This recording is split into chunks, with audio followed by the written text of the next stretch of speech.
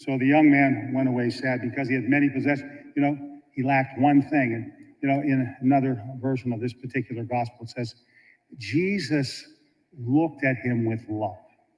That's important to recognize. It wasn't Jesus wanted his money or give it to the poor or any other person, but rather the road to perfection means to deny ourselves.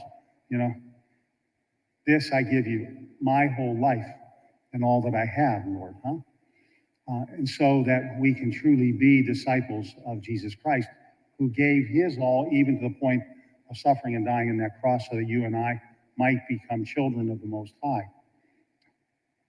We hear today, the beginning of the book of Judges, that this generation, and it was one generation after another, that, even though they had been taught in one sense about God's saving power in bringing them out of Egypt, in showing them the way and giving them food and sustenance for 40 years in the desert, now they're entering into that promised land, and still it's not enough. When the judges would die, they would go back into deprivation. And so God says to them that they need to change their way.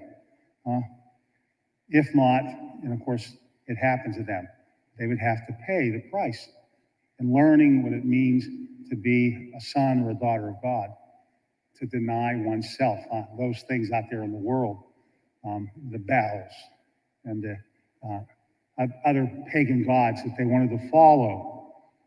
Baal wasn't going to get them there. We know that. We heard about Elijah and how the sacrifice that they did, that contest, putting the water all over that whole sacrifice, and then God coming down with such great power in flames and literally destroyed the entire sacrifice.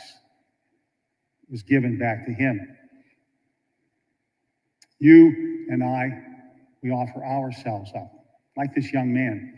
When Jesus says, he says, which ones? He was even to the point that he wants to know anything that I need to do. And so, Jesus goes and says, thou shalt not kill, shalt not commit adultery, honor your father and your mother, and treat your brothers and sisters as you would yourself. I love them. All these I've done. One more thing.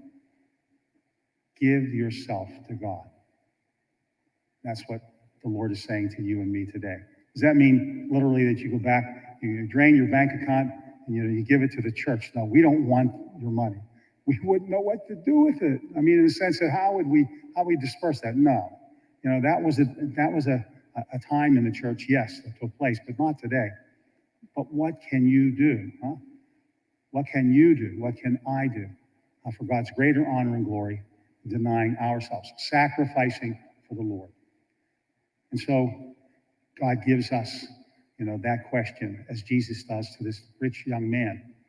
And we pray that we will not go away sad, but rather, may your will be done in me, Lord.